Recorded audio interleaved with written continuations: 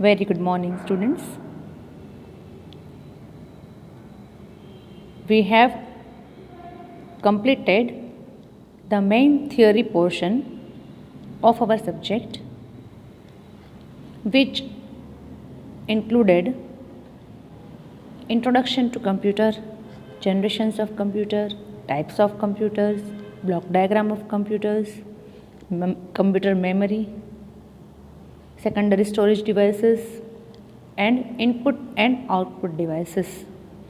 All of these are going to be very important topics regarding theory exam.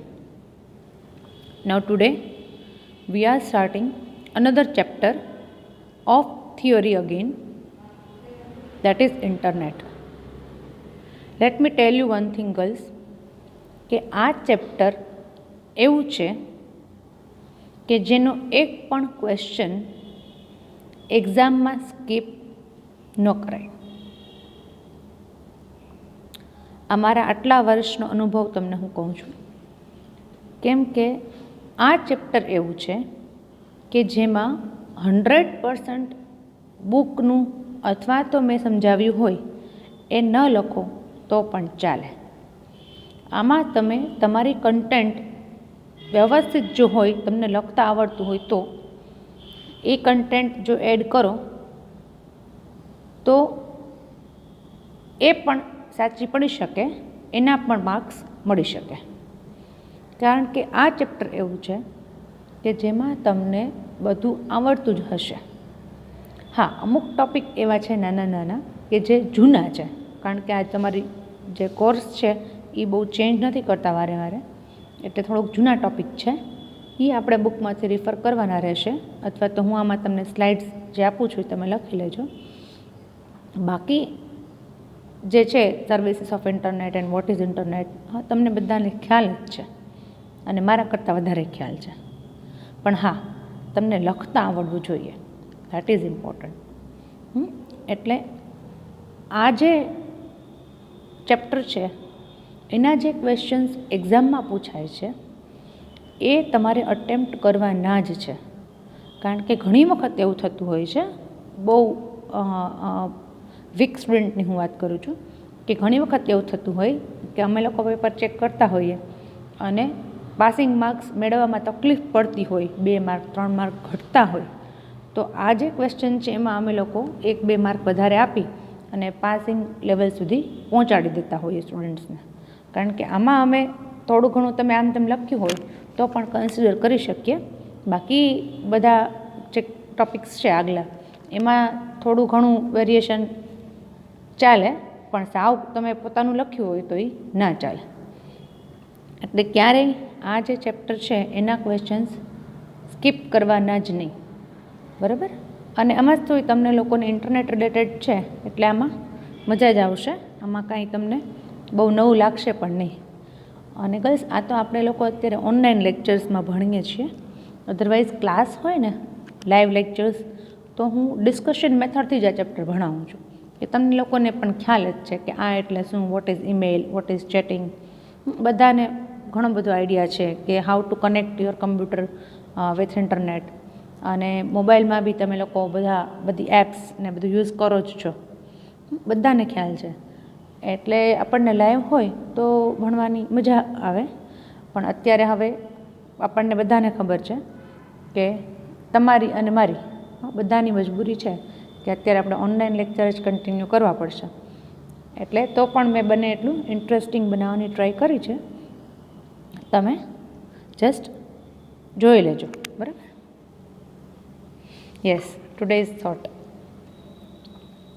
never complain about the difficulties in life because a director always gives the hardest roles to his best actors.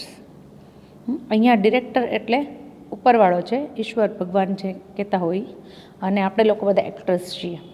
એટલે આપણી લાઈફમાં જ્યારે difficulties આવતી હોય, બધાની લાઈફમાં, especially આ 2020 તો બધાની લાઈફમાં ડિફિકલ્ટ જ રહી ગયું, બધાને યાદ જ રહી જવાનું છે લાઈફ ટાઈમ. તમને લોકોને બહુ નાની ઉંમરે આવો ટાઈમ આવ્યો, અને અમારી લાઈફમાં આટલા વર્ષે પણ ફર્સ્ટ ટાઈમ આવું વેર અમે લોકોએ જોયેલું છે.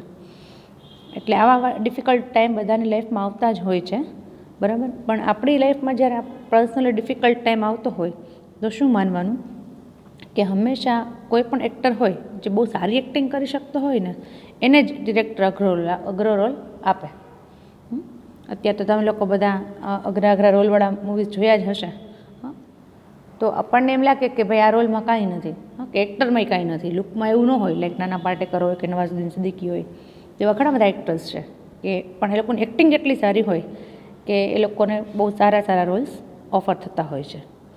સેમ વે અહીંયા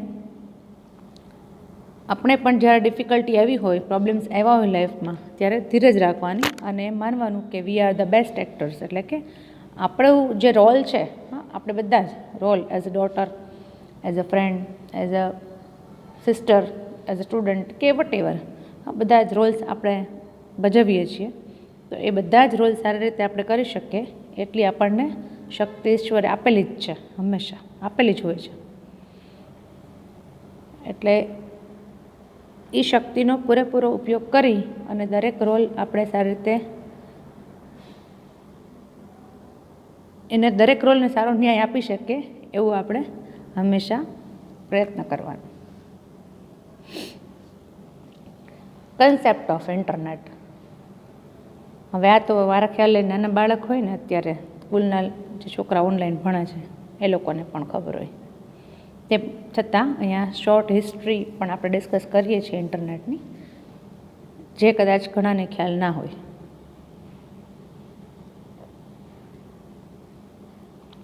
The internet is a vast network of networks that electronically connects millions of people worldwide. શું છે? ખૂબ જ વાસ્ટ એટલે મોટું. નેટવર્ક ઓફ નેટવર્ક્સ એટલે કે ઘણા બધા કમ્પ્યુટર ભેગા કરી અને એનું પણ નેટવર્ક બનાવેલું છે. અને એ બધાને કેવી રીતે કનેક્ટ કરે છે? ઇલેક્ટ્રોનિકલી. ભલે સેટેલાઇટ થ્રુ હવે તો આપણને મળતા હોય છે, પણ અલ્ટિમેટલી આપણા કમ્પ્યુટર્સ તો બધા ઇલેક્ટ્રોનિકલી જ વર્ક કરે છે. અને millions of people, lots of people આખા દુનિયામાં બધાને કનેક્ટ કરે છે. It was formed in 1968 by US military.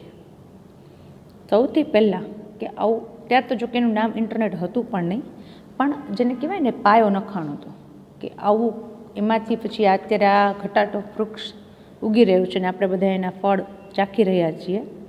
Maximum આ વર્ષમાં ઇન્ટરનેટના મેક્સિમમ ફળ આપણે લોકોએ, ટીચર સ્ટુડન્ટ્સે ખાધા હશે, કારણ કે ઓનલાઈન શિક્ષણ જે છે આખી દુનિયામાં ચાલી રહ્યું છે.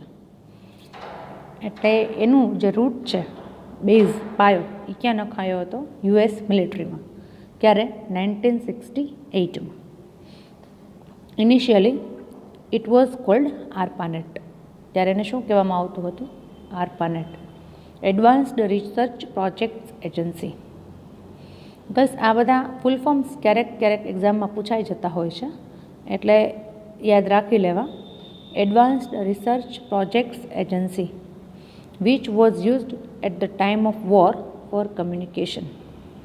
એટલે કે મિલિટરીમાં જ્યારે વોર ચાલતી હોય ત્યારે એક બોર્ડરથી બીજા બોર્ડર ઉપર કમ્યુનિકેટ કરવું હોય તો કેવી રીતે કરવું? તો ત્યારે આ ARPANET, પણ ઇટ વોઝ લિમિટેડ. બહુ ઓછા કમ્પ્યુટર્સ એમાં જોડાયેલા હતા અને બહુ લિમિટેડ, ખાલી મિલિટરી સુધી જ એનો યુઝ લિમિટેડ હતો. અને આ વાત છે 1968ની.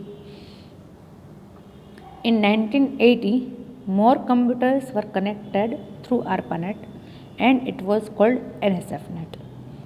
હવે પછી એમ લાગ્યું, એ છે ક્યારે? 12 વર્ષ પછી. 68ની આપણે વાત કરીએ છીએ તો ક્યારે લાગ્યું? 12 વર્ષ પછી, 80ની સાલમાં એમ લાગ્યું કે હવે આનો યુઝ આપણે થોડુંક આગળ સાયન્સ રિલેટેડ જે હોય વર્ક એમાં પણ કરી શકીએ છીએ, લેબોરેટરીઝમાં ને એમાં.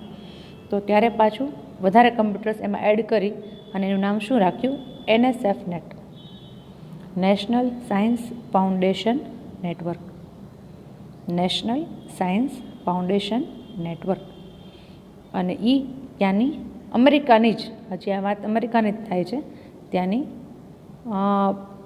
જે સાયન્સ ઇન્સ્ટિટ્યૂટ્સ છે એ લોકોએ ઉપયોગ કરવાનું ચાલુ કર્યું. Then thousands of computers were connected together and that was the foundation of internet. અને પછી એમ લાગ્યું કે આ તો બહુ મજાની વસ્તુ છે, બધાને મજા આવે એવું છે આ તો. એટલે પછી ધીરે ધીરે ધીરે કરતાં એમાં કમ્પ્યુટર્સ એડ થતા ગયા, હજારો કમ્પ્યુટર એડ થતા ગયા, અને લગભગ 90s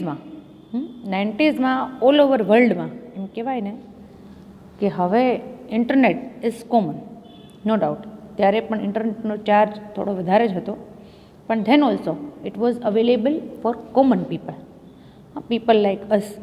કે એવું નથી કે સ્પેશિયલ ગવર્મેન્ટ હાઉસીસ હોય, જે કોઈ કંપનીઝ હોય ત્યાં સુધી જ ઇન્ટરનેટનો યુઝ થતો હતો, પણ 90sમાં બધા જ કોમન પીપલ પણ ઇન્ટરનેટ યુઝ કરવા માંડ્યા હતા. હા, ત્યારે સ્પીડ સાવ સ્લો હતી. તમારે એક મેલ ખોલવો હોય ને તો 5 મિનિટ 7 મિનિટ થાય, એટલી સ્લો હતી. પણ પોસિબલ હતું કે ઇન્ટરનેટમાં શું આવે છે, કેમ આવે છે, કેવી રીતે યુઝ કરવો, મેલ એકાઉન્ટ બનાવવું, ચેટિંગ કરવું. It was possible, no doubt. It was very costly. હા, એટલે 90sમાં તો મેં પણ યુઝ કરેલું છે ઇન્ટરનેટ. પણ ત્યારે એક આમ કહેવાય ને કે અત્યારે આપણને એમ કે ભાઈ ચલો તમને બધાને અત્યારે મંગળ ઉપર, માર્સ ઉપર જવા મળશે, તો એ કેવું આપણા માટે ચમત્કાર જેવું કહેવાય. હા, કે માનવામાં ન આવે એવું, અથવા તો બધા માટે પોસિબલ ના હોય, એના જેવી વાત છે. એટલે બહુ રેર લોકો, એટલે આપણે I am talking about Gujarat, Rajkot, તો એમાં બહુ ઓછા લોકો ઇન્ટરનેટ યુઝ કરતા હતા. પણ ધીરે ધીરે અને ધીરે ધીરે અત્યારના સમયમાં તો આપણું ઓક્સિજન જેવું થઈ ગયું છે ઇન્ટરનેટ. હા, ઇન્ટરનેટ રિલેટેડ ઘણા બધા જોક પણ આવતા હોય છે, બધાને ખ્યાલ જ છે કે ઇન્ટરનેટ જો બંધ હોય એક દિવસ માટે પણ, ઓલો જોક ખ્યાલ છે ને બધાને, કે એક વખત એક લેડી છે એને એની ફ્રેન્ડને કીધું કે ભાઈ કાલ તો આખો દિવસ અમારું વાઈફાઈ બંધ હતું, ઘરમાં કોઈને ઇન્ટરનેટ ચાલુ નહોતું, તો ઘરમાં હસબન્ડ, બાળકો, ઇનલોઝ એ લોકો સાથે મેં ટાઈમ પાસ કર્યો. એ લોકો સારા માણસો છો એમ. એટલે હવે એવું છે કે આપણે લોકો FB ફ્રેન્ડ્સને ઓળખતા હોય, એની આપણને ખબર હોય કે XYZ વ્યક્તિ ક્યાં છે, પણ આપણી બાજુમાં જ બેઠેલી વ્યક્તિ હોય એનું આપણને આઈડિયા ના હોય. It is due to this internet. એટલે મેક્સિમમ, એટલે આપણે જે યુઝ નો ડાઉટ જરૂર છે ત્યાં કરવાનો જ છે, પણ બહુ વધારે પડતો યુઝ છે ને, એક્સિડ યુઝ ઓફ ઇન્ટરનેટ, એ આ વસ્તુ તમને કરી દે છે કે તમને બાજુવાળાની ખબર ન હોય, ઘરના માણસની ખબર ન હોય, પણ બીજા બહારનાની બધી ખબર હોય. એટલે દેટ ઇઝ નોટ ગુડ. થોડો લિમિટેડ યુઝ આપણે કરવો જોઈએ. Uses of internet, this can be a question. Uses of internet.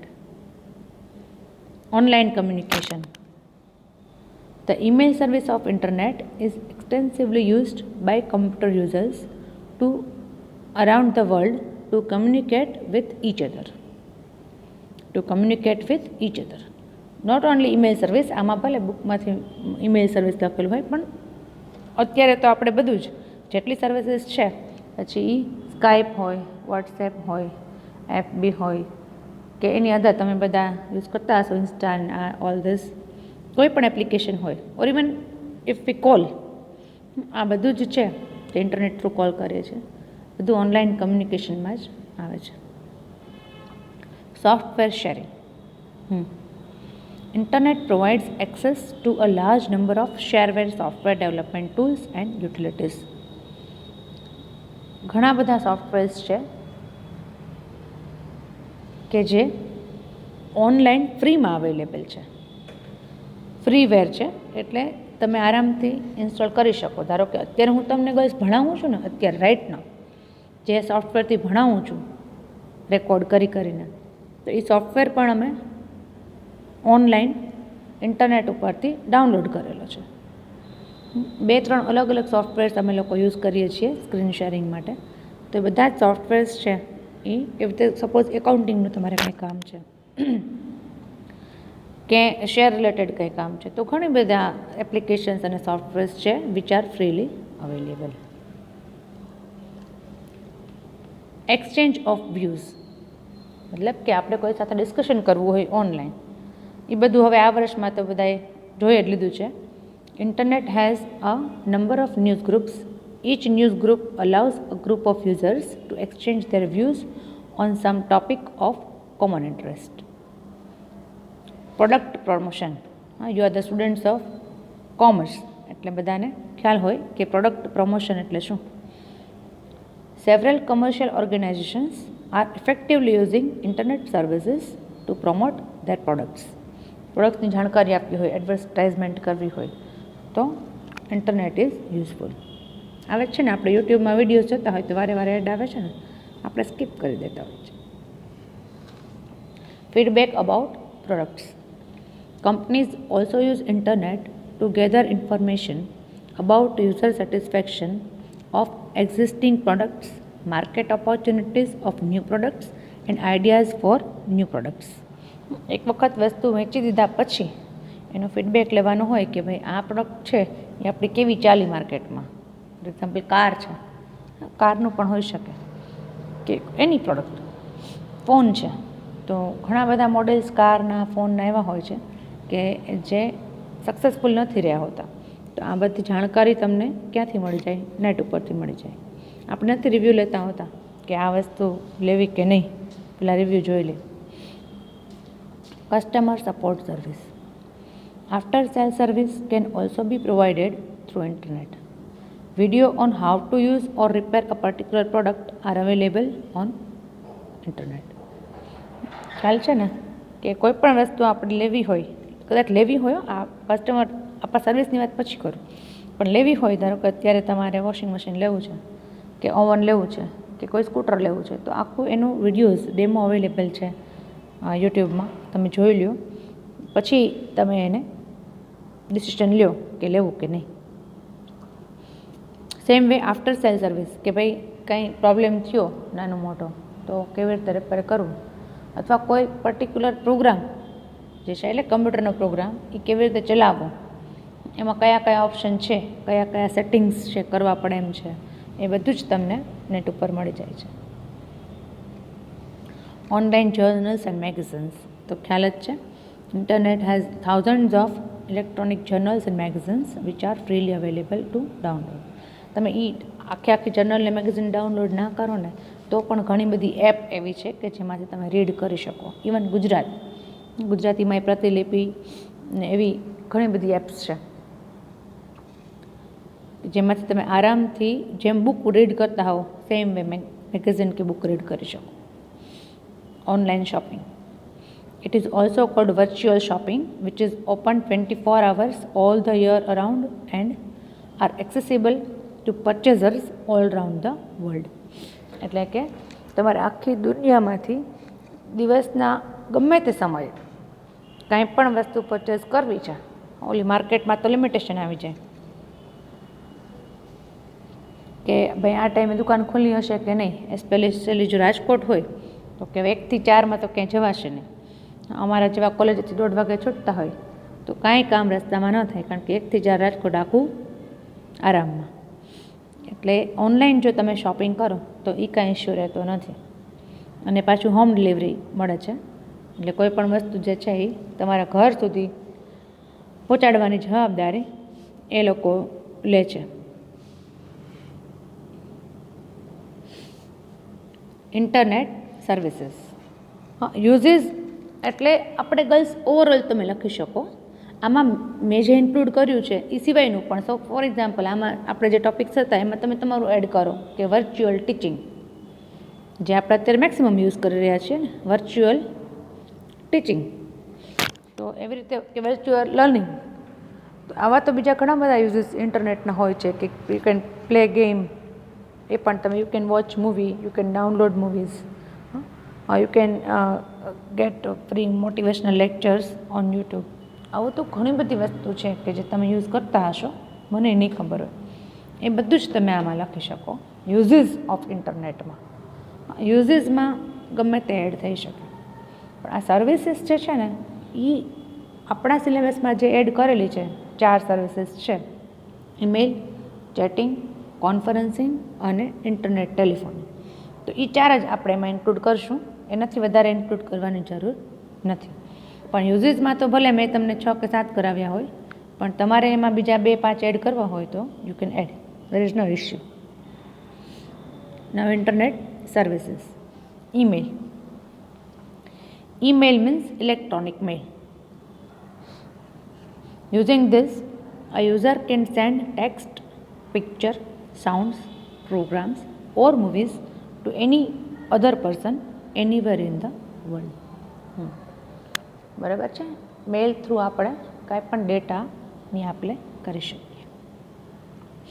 An address which is used to send and receive mails is called email address.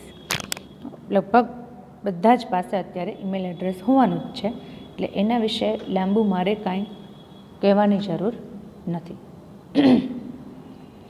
An email address is always unique.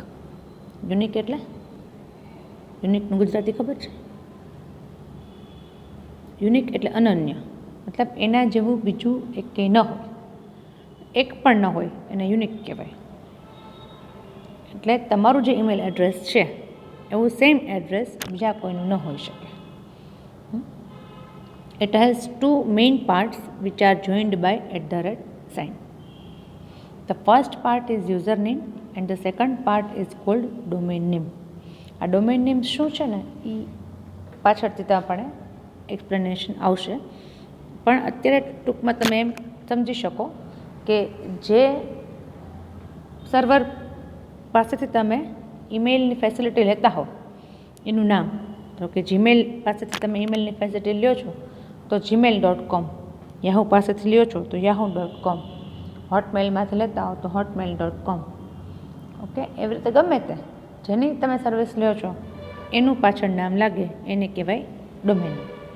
અને આગળ તો આપણું નામ હોવાનું જ છે, તમે જે રાખવા ઈચ્છતા હોય એ તમે રાખી જ શકો છો, એને કહેવાય યુઝરનેમ.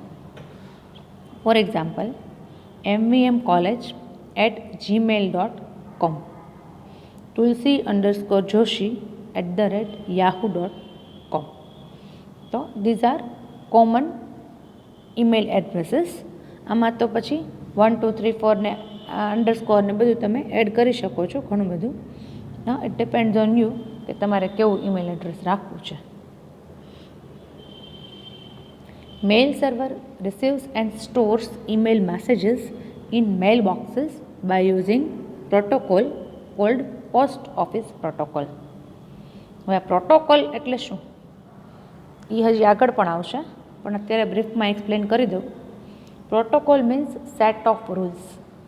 હા ગઈસ, કોઈ પણ કામ કરવું હોય ને આપણે તો એના રૂલ્સ લાગુ પડતા જ હોય. એ વસ્તુ અલગ છે કે આપણને ખ્યાલ ન હોય કે we are following these rules.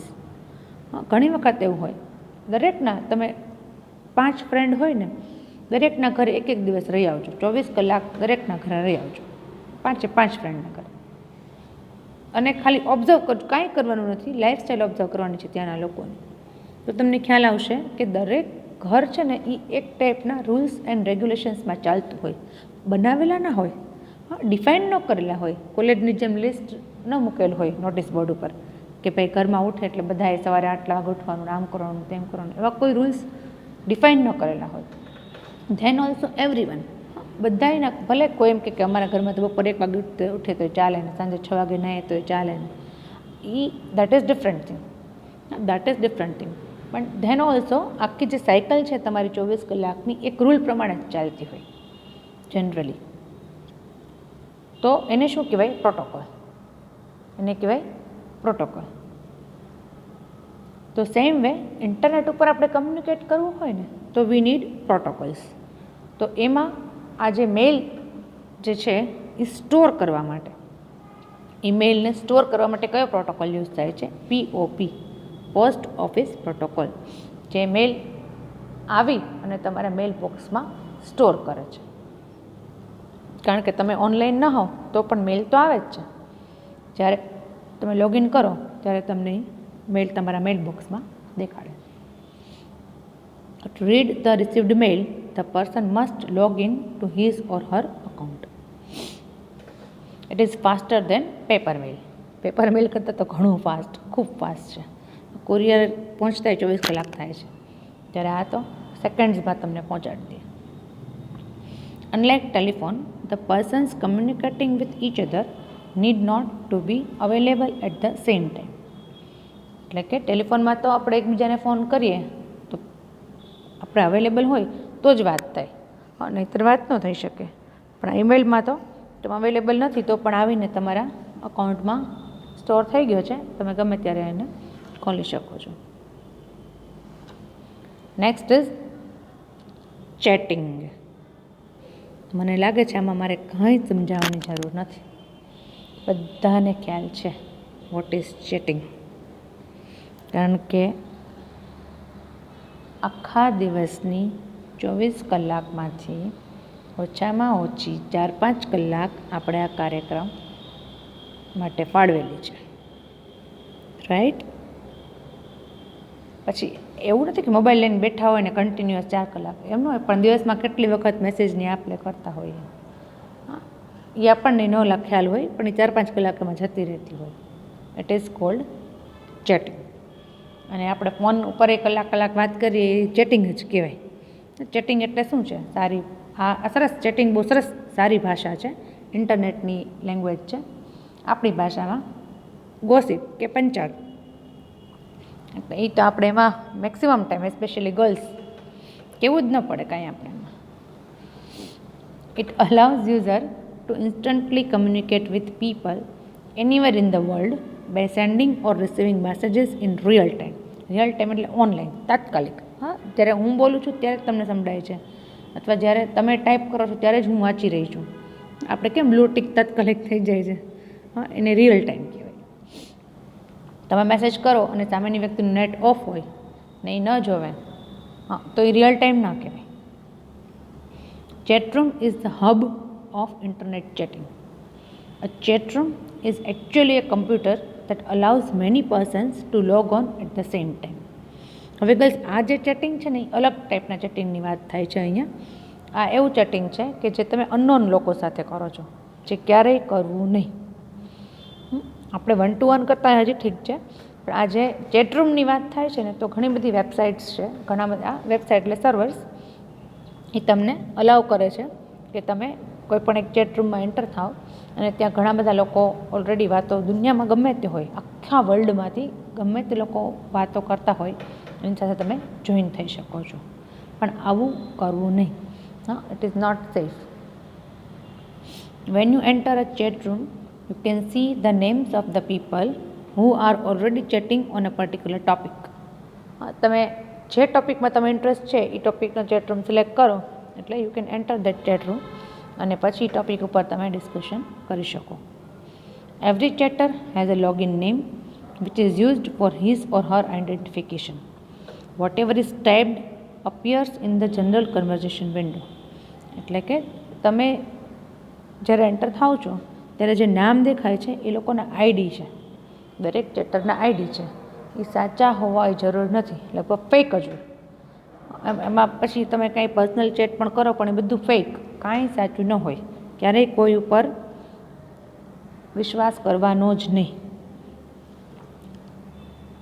જે લોકો જે કંઈ પણ ટાઈપ કરતા હોય બધું તમને દેખાય, નો ડાઉટ, બધું તમે રીડ કરી શકો, પણ એ કંઈ સાચું હોય નહીં. એટલે જે બધા ઇશ્યુઝ બનતા હોય છે ને, આપણે ન્યૂઝપેપરમાં વાંચતા હોય છે કે ભાઈ ઓનલાઈન ફ્રેન્ડ બનીને પછી આવા પ્રશ્નો થયા અને આટલા લાખ લૂંટી લીધા, ને એ બધું એટલા માટે કે આપણે અનનોન લોકો ઉપર વિશ્વાસ મૂકી દેતા હોય છે જલ્દીથી. એ ક્યારેય નહીં કરવાનું. Types of chatting: text base chat ને મલ્ટીમીડિયા ચેટ. ટેક્સ્ટ બેઝ મતલબ ખાલી તમે એમાં ટાઈપિંગ જ કરી શકો, કાંઈ પિક્ચર કે મૂવી કે ઓડિયો વિડીયો કાંઈ ન સેન્ડ કરી શકો. આપણું જે વોટ્સએપ છે ઇટ ઇઝ મલ્ટીમીડિયા ચેટ. પહેલાં આવતા ને યાહુ મેસેન્જર ને બધા કેવા હતા પહેલાંના ટાઈમમાં, કે ટેક્સ્ટ બેઝ, ખાલી તમે ટેક્સ્ટ જ સેન્ડ કરી શકતા. It is the oldest, simplest and most popular mode of chat on the internet. It enables you to communicate with one or more persons. The text gets quickly transferred across the internet. મસ્ત text data હોય ને એ ફટાફટ pass થાય. Easily તમે એમાં typing કરી અને send receive કરી શકો. અને હંમેશા ટેક્સ્ટ ફાઇલ હોય ને એ પણ સાવ નાનકડી હોય, બરાબર. It does not occupy much space. વધારે જગ્યા ઇમેજ ને ઓડિયો વિડીયો ફાઇલ્સ છે ને એ જ રોકતી હોય છે, એટલે એ જ સેન્ડ રિસીવ કરવામાં તકલીફ પડે.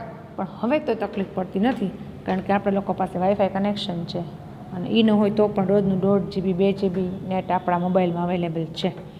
એટલે હવેના જે જનરેશન છે, તમે લોકો કે અમારા ચિલ્ડ્રન, એ બધાને નેટની શું વેલ્યુ છે એ નહીં ખબર પડે. તમને બહુ ઇઝીલી અવેલેબલ થઈ ગયું છે multimedia chat. It allows you to make use of multimedia. It enables you to have voice conversations with your friends through live video over the internet. A high-speed modem is required for this type of chat. અત્યારે તો આપણે મોબાઈલથી કરીએ છીએ એટલે કાંઈ મોડેમનો પ્રશ્ન નથી, નહીંતર કમ્પ્યુટરમાં બહુ હાઈ સ્પીડ મોડેમ હોય તો જ તમે આવા ટાઈપનો વિડીયો કોલ નહીં કરી શકો. પહેલાં તો છે ને સ્કાઈપ ને કમ્પ્યુટરના જ લાઇન ને બધા સોફ્ટવેર યુઝ થતા.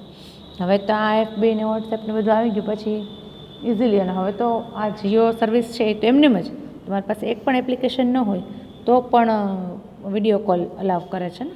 સામાન્ય નોર્મલ આપણે જે કોલ હોય એમાં પણ તમે વિડીયો કોલ કરી શકો છો, એટલે એ સારું છે. ઓહો, આ તો બહુ ઝડપથી સ્ટોરી ટાઈમ આવી ગયો. આ તો મને ભણાવતા ખબર ન પડી કે ઇન્ટરનેટના ટોપિક્સ કેવા ફટાફટ ઈમેલ ને ચેટિંગને પૂરા થઈ ગયા. સ્ટોરીનો ટાઈમ થઈ ગયો. ચલો, સ્ટોરી કહેવાની છે. ઘણા દિવસથી મને એમ છે આપણે સ્ટોરી નથી કરી, આજે કરીએ. આજે આપણે કન્વર્ઝેશન હું તમારી સાથે શેર કરું છું. કન્વર્ઝેશન એટલે વાતચીત. સ્ટોરી પણ કહી શકો, એમાં સ્ટોરી જેવી જ મજા આવશે. આપણે કન્વર્ઝેશન છે કૃષ્ણ અને કર્ણની વચ્ચે. કોની વચ્ચે? કયા બે કેરેક્ટર્સ મહાભારતના? કૃષ્ણ અને કર્ણ. બધા ઓળખતા જ હશે, અને કદાચ ખ્યાલ પણ હશે કે કૃષ્ણનું શું ઇમ્પોર્ટન્સ હતું મહાભારતમાં અને કર્ણનું શું ઇમ્પોર્ટન્સ હતું. લગભગ કોઈ એવું નહીં હોય કે જેને ખ્યાલ ના હોય. એટલે એક વખત કર્ણ જે છે એને કૃષ્ણને કમ્પ્લેન કરી. શું કમ્પ્લેન કરી? કે હે પ્રભુ, એક તો હું ક્ષત્રિય હોવા છતાં મારે આખી જિંદગી સુતપુત્ર તરીકે રહેવું પડ્યું. દરેક જગ્યાએ ડગલે ને પગલે મારું અપમાન કરવામાં આવ્યું. સૌથી મોટો પાંડવ હું હતો, તેમ છતાં મને એક સારથીના પુત્ર તરીકે આખી જિંદગી ટ્રીટ કરવામાં આવ્યો. મારા નસીબની બલિહારી તો જુઓ કે હું પાંડવોનો મોટો ભાઈ હોવા છતાં મારે દુર્યોધનના પક્ષમાં રહેવાનું થયું. અને મને એ ખ્યાલ પણ હતો કે દુર્યોધન જે છે એ સારો માણસ નથી, સજ્જન પુરુષ નથી. તેમ છતાંય એણે મારા ઉપર આટલો ઉપકાર કરેલો હતો કે મારે આખી જિંદગી એનો જ સાથ આપવો પડ્યો. હું પોતે સાચો હોવા છતાં મારે ખોટાના પક્ષમાં જ રહેવાનું અને લડવાનું થયું. એટલે આવી રીતે કર્ણ જે છે એ શ્રી કૃષ્ણ પાસે ફરિયાદ કરતા હતા. એટલે ગર્લ્સ, કર્ણ છે ને એ એક કેરેક્ટર છે જે હું પણ હોઈ શકું, તમે પણ હોઈ શકો. કે આપણી આજુબાજુમાં વસતી કોઈ પણ વ્યક્તિ હોઈ શકે કે જે એવું વિચારે છે કે જો મારા નસીબમાં જ આવું છે, જો મારે જ આવું થયું. આપણે ઘણી વખત લાઈફમાં એવું બનતું જ હોય છે કે મારે જ આવું કરવાનું, મારી સામે જ આવું આવ્યું, બીજા કોઈને તો આવું નથી. It happens. હા, ઇટ ઇઝ હ્યુમન મેન્ટાલિટી. અને એના માટે જ આ કન્વર્ઝેશન છે. ત્યારે કૃષ્ણએ બહુ સરસ જવાબ આપ્યો. કૃષ્ણ છે ને એને કર્ણ ઉપર હંમેશા માન હતું. હંમેશા એને, ક્યારેક તમે લોકો મહાભારત જોજો, જૂનું મહાભારત જે આવતું એ, અથવા વાંચજો. મહાભારત રિલેટેડ ઘણી બધી બુક્સ અવેલેબલ છે માર્કેટમાં, તો વાંચજો. અથવા યુટ્યુબમાં ઘણા બધા એપિસોડ્સ અવેલેબલ છે, એ પણ જોઈ શકો છો. તો કોઈ પણ કન્વર્ઝેશન હોય ને ક્યાંય પણ, કોઈની પણ હાજરીમાં, ત્યારે કૃષ્ણ જે છે એ કર્ણ વિશે ખરાબ ક્યારેય બોલતા પણ નહીં અને કોઈને બોલવા પણ ન દેતા. કારણ કે એમને ખબર હતી કે કર્ણ જે છે એ પોતે તો એક સારું જ વ્યક્તિત્વ છે અને બહુ મોટો દાનવીર જે છે એ બનવાનો છે. એટલે કૃષ્ણ ખૂબ જ રિસ્પેક્ટથી કર્ણને જવાબ આપે છે કે કર્ણ, જેવી રીતે તારી જિંદગી જે છે એ અન્યાયથી ભરેલી રહી, અથવા તો તું એવું માને છે કે મારે ડગલેને પગલે અપમાન સહન કરવું પડ્યું, તો તું મારી જિંદગીનો વિચાર કર કે હું ભગવાનનો અવતાર હોવા છતાં મારો જન્મ જેલમાં થયો. રાજમહેલ, રાજકુટુંબનો રાજકુમાર જે હતો એનો જન્મ ક્યાં થયો? જેલમાં થયો. જન્મતા વેત જ મા બાપે મને તરછોડી દીધો. એનાથી મોટું દુઃખ તો આ દુનિયામાં કોઈ હોય જ ન શકે એવું હું માનું છું કે જન્મતા વેત મા બાપે તરછોડી દીધો. જ્યારે બાળકોને રમવાની ઉંમર હતી ત્યારે મારે રાક્ષસોનો સંહાર કરવો પડ્યો. પૂતના અને બાણાસુર ને બધા જે રાક્ષસો છે એ લોકો મને મારવા માટે આવતા હતા અને મારે એ લોકોનો સંહાર કરવો પડ્યો. મારું બચપન શેમાં ગયું તો કે ગાય ચરાવવામાં અને વાંસળી વગાડવામાં અને આમ તેમ ઢોર ઢાંકા ચરાવવામાં મારું બચપન ગયું. ત્યાં સુધી કે જ્યારે રાજકુમારો બધા ગુરુઓના આશ્રમમાં શિક્ષા લેતા હતા ત્યારે પણ હું અહીંયા જે મારા ભાગે ડ્યુટીઝ હતી આવેલી એ બધી જ પૂરી કરતો હતો, સંહાર કરવાની નહીં. છેક 16 વર્ષની ઉંમરે મને સાંદીપની ઋષિના આશ્રમમાં શિક્ષા લેવા માટે જવા મળ્યું. 16 વર્ષની ઉંમરે. આપણે અત્યારે 2.5 વર્ષનું બાળક થાય ત્યાં પ્લે હાઉસ ઉતાવળ કરીને પેરેન્ટ મોકલી દેતા હોય છે. તો કે 16 વર્ષની ઉંમરે મને એ મળ્યું. એ પછી પણ મારે જે ગોકુળ હતું મારું, જ્યાં હું મારું બચપન વીત્યું, એ છોડી દેવાનો વાર આવ્યો. કંસનો વધ કરીને પણ મથુરામાં તો રાજ્ય હું કરી જ ન શક્યો. એ પછી મારે દ્વારકા નગરી વસાવવાનો વારો આવ્યો. એટલે હું આગળ વધતો જ ગયો. મેં ક્યારેય એવું ન વિચાર્યું કે મારે આ જોઈએ છે અથવા મારે આ કરવું છે કે નથી કરવું. મારી ફરજમાં આવે છે એટલે મારે કરવાનું જ છે. મોરઓવર, યુવાનીમાં જેને પ્રેમ કર્યો એને પરણી ન શક્યો અને જેને પરણ્યો એ લોકો બધા એવા હતા કે જે મને પ્રેમ કરતા હતા, જે મને મેળવવા ઈચ્છતા હતા. એ લોકોની સાથે એસ્પેશિયલી જે બધી 16,000 રાણીઓ હતી એ તો બધા દુશ્મન રાજાઓ જે હતા એનાથી બચાવવા માટે બધી રાણીઓ સાથે એને લગ્ન કર્યા હતા. એટલે એ પણ લગ્ન જીવન પણ એવું જ રહ્યું કે જેમાં મને કોઈ જાતનું પોતાનું પર્સનલ જેવું સુખ પ્રાપ્ત ન થયું. અત્યારે જ્યારે યુદ્ધનો સમય છે ત્યારે પણ જો દુર્યોધન જીતશે યુદ્ધમાં તો તને ચોક્કસ યશ મળવાનો છે, પણ પાંડવો જીતશે તો મને કોઈ પણ જાતનું યશ મળવાનું નથી. શું કામ? કારણ કે હું તો હથિયાર ઉઠાવવાનું જ નથી. અને ઉલટાનો ગાંધારી અને બીજા ઘણા બધા એવા લોકો મારા ઉપર આક્ષેપો કરેલા છે કે હું યુદ્ધને અટકાવી શકું એમ છું, તેમ પણ છતાં યુદ્ધને અટકાવ્યું નથી. એટલે કદાચ યુદ્ધ પૂરું થઈ જાય, યુધિષ્ઠિર જીતી જાય કે દુર્યોધન જીતી જાય, મને તેમાં પણ અપયશ જ મળવાનો છે. પણ એનો અર્થ એવો નથી કે હું મારી જે કંઈ પણ ડ્યુટીઝ છે, મારી ફરજોમાં જે કંઈ પણ આવે છે એમાંથી હું પીછેહટ કરું. એટલે કૃષ્ણ જો ભગવાન હોવા છતાં, આ બધી ટેલ્સ છે, વાર્તાઓ છે સાંભળેલી, પણ આપણે માનીએ પણ છીએ કે ભગવાનનો અવતાર હોવા છતાં એ માનવી હતા. અવતાર કેવો હતો? માનવીનો અવતાર હતો. તો માણસે જે કંઈ પણ સુખ દુઃખ ભોગવવાના હતા એ બધા એમણે ભોગવ્યા જ છે. કૃષ્ણ ઉપર તો એટલું બધું ડિસ્કશન કરી શકાય કે આપણે આખા 2-3 લેક્ચર્સ છે એ જતા રહીએ. અને એમાં પણ જો લાઈવ લેક્ચર્સ હોય તો સ્ટુડન્ટ્સ પણ એટલું બધું એક્ટિવ પાર્ટ લે જ. આઈ નો, કૃષ્ણ કેરેક્ટર જ એવું છે કે હજી તો એના જન્મથી આપણે બહુ શોર્ટમાં અત્યારે વાત કરી 2-3 મિનિટમાં, પણ હજી તો મૃત્યુ સુધી જો આપણે પહોંચીએ કે કઈ રીતે એમનું મૃત્યુ થયું હતું તો ઘણો બધો ટાઈમ આપણને જોઈએ. પણ કહેવાનું તાત્પર્ય એ જ છે કે જો કૃષ્ણ જેવા કૃષ્ણએ પણ બધા જ ચડતી પડતી અનુભવેલી હોય અને બધા જ ખરાબ સારા સમયમાંથી પસાર થયેલા હોય તો આપણે તો સામાન્ય માનવી છીએ, વી આર કોમન પીપલ. એટલે આપણી લાઈફમાં એવું ઉપર નીચે આવવાનું જ છે, પણ શાંતિથી બિલકુલ આપણા મનને અસ્થિર કર્યા વગર આપણે એ સમયને પાસ થવા દેવો. ઓકે, ચલો આજે ઘણો વધારે ટાઈમ લેવાઈ ગયો છે. લેક્ચર અહીંયા આપણે પૂરો કરીએ છીએ. આઈ હોપ બધાને મજા આવી હશે, કારણ કે ઇન્ટરનેટ ચેપ્ટર પણ એવું છે અને સ્ટોરી પણ કૃષ્ણની હતી. એટલે thank you all, take care, good bye.